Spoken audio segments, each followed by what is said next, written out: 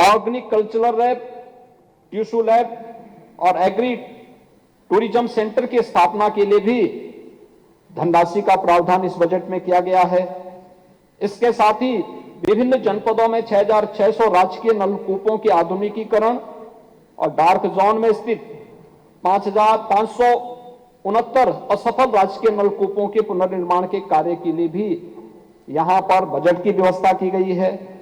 प्रदेश में इन सभी कार्यों को करने के बाद ये समयबद्ध तरीके से जिस दिन कार्य होंगे तो प्रदेश के अंदर 1,33,000 हेक्टेयर लैंड को अतिरिक्त सिंचाई की सुविधा इससे प्राप्त होगी प्रदेश के अन्नदाता किसानों को। महोदय, प्रदेश के अंदर इसके अलावा प्रदेश के अंदर नहरों और सरकारी नलकूपों से किसानों को मुफ्त पानी के लिए भी धनराशि की व्यवस्था इसमें अतिरिक्त की गई है। पीएम कुसुम योजना के अंतर्गत प्रदेश में जितने भी ट्यूबवेल हैं, सोलर पैनल लगा करके वहां पे अन्नदाता किसान को हम राहत दे सकें, इसके लिए भी लगभग 500 करोड़ रुपए की व्यवस्था इस बजट में की गई है। और रेन वाटर हार्वेस्टिंग की व्यवस्था के लिए भी जल स्तर को मेंटेन करने के लिए यह ग्राउंड वाटर रिचार्जिंग और चेक डैम आदि के लिए भी धनराशि में बजट का प्रावधान किया गया है। उद्यान और खाद्यान्न प्रसंस्करण के लिए भी इस बजट में विशेष प्रावधान किए गए हैं। दुग्ध संघों के सुदृढ़ीकरण के लिए भी बजट में प्रावधान किया गया है। इसके अलावा नए डेयरी प्लांट, गौ आश्रय स्थलों के संचालन, पशु रोग पर प्रभावी नियंत्रण करने के लिए और प्रदेश में मत्स्य उत्पादन को बढ़ावा देने के लिए भी प्रधानमंत्री मत्स्य संपदा योजना के लिए भी धनराशि की व्यवस्था के साथ साथ एक्वा पार्क के निर्माण के लिए भी बजट का प्रावधान इस बजट में किया गया है। एग्रीकल्चर सेक्टर इन सभी चीजों के साथ यहां पर तेजी के साथ आगे बढ़ रहा है।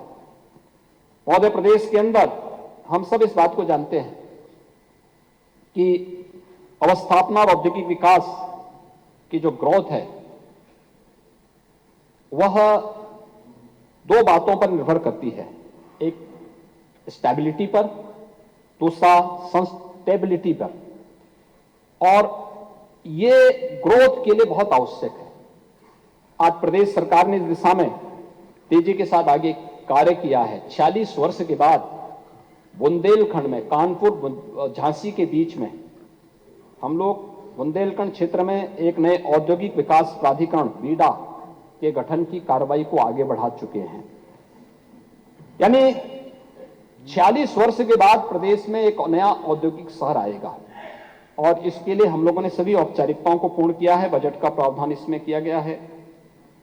प्रदेश में पहली बार सेमीकंडक्टर के महत्व को हम सब जानते हैं कि जितने भी हमारी इलेक्ट्रॉनिक आइटम है, एक छोटी सी चिप हमारे कंप्यूटर को, मोबाइल फोन को, टेलीविजन को, या हमारा लैपटॉप है, या आज कोई भी इलेक्ट्रॉनिक आइटम है, अन्य सभी, उन सभी क्षेत्र में उसकी अपनी एक भूमिका है। और इसके लिए उत्तर प्रदेश ने अपनी सेमीकंडक्टर की पॉलिसी भी लागू की है।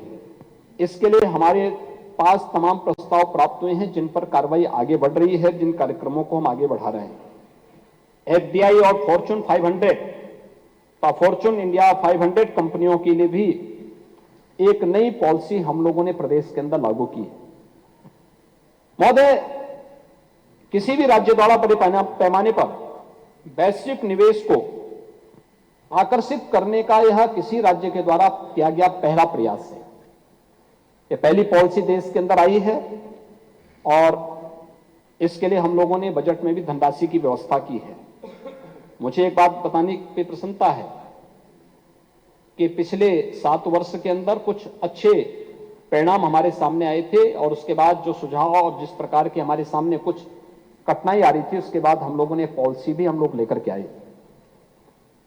मैं परसों यहां पर देख रहा था, एक माननीय सदस्य ने यहीं पे प्रश्न किया था जिसमें उन्होंने इस बात का उल्लेख किया था कि एफडीआई या फॉर्च्यून 500 के बारे में इसकी प्रोग्रेस क्या है और राज्य के अंदर इसका किस रूप में लाभ मिल सकता है या इससे पहले क्या नहीं हुआ था। और मैं उनको बताना चाहूंगा कि 1996 से 2017 तक 22 वर्ष में केवल 200 करोड़ का एफडीआई यूपी में आया था और 17 से 23 के बीच में 2300 करोड़ रुपए से अधिक का एफडीआई अभी तक यूपी में आ चुका है। और इस नई पॉलिसी के बाद एक नए द्वार खुलेंगे एफडीआई के लिए भी और उससे होने वाले निवेश के माध्यम से नौकरी और रोजगार की एक नई संभावना प्रदेश के अंदर विकसित होगी। महोदय, प्रदेश के अंदर बेहतर इंफ्रास्ट्रक्चर के लिए ये हमारी सरकार का सौभाग्य है कि पूर्वांचल एक्सप्रेसवे, बुंदेलखंड एक्सप्रेसवे का निर्माण कार्य हम पहले ही पूरा कर चुके हैं। प्रदेश के अंदर अन्य एक्सप्रेसवे के कार्य के साथ साथ आज हम लोगों ने मेरठ को प्रयागराज से जोड़ने के लिए गंगा एक्सप्रेसवे के लिए भी व्यवस्था की है और हमारा प्रयास है कि प्रयागराज कुंभ के पहले हम इस एक्सप्रेसवे को यातायात के लिए प्रारंभ कर सकें। इसके लिए सरकार के स्तर पर बेहतर प्रयास प्रारंभ हुए हैं। पूर्वांचल एक्सप्रेसवे को आगरा लखनऊ एक्सप्रेसवे के साथ जोड़ने के लिए भी एक लिंक एक्सप्रेसवे के निर्माण के लिए भी धनराशि की व्यवस्था इस बजट में की गई है। अटल इंडस्ट्रियल इंफ्रास्ट्रक्चर मिशन के लिए भी धनराशि की व्यवस्था वर्तमान वर्ष के सापेक्ष 33% अधिक धनराशि की व्यवस्था इस बजट में की गई है। और एमएसएमई में प्रदेश के अंदर जो किसी भी इकोनॉमी का खासतौर पर बड़े निवेश का जो बैकबोन होता है वह एमएसएमई का क्लस्टर उनके पास किस रूप में मौजूद है इस पर निर्भर करता है। ये रोजगार और की संभावनाओं को भी अधिक से अधिक रोजगार के सृजन की संभावना भी इससे बनती है।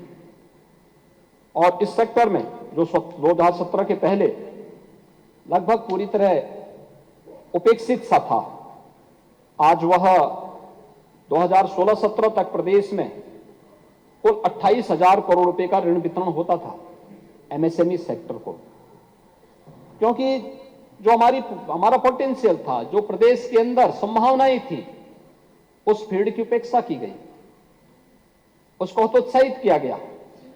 परिणाम क्या था? ये बंदी के कगार की तरफ जा रहा था।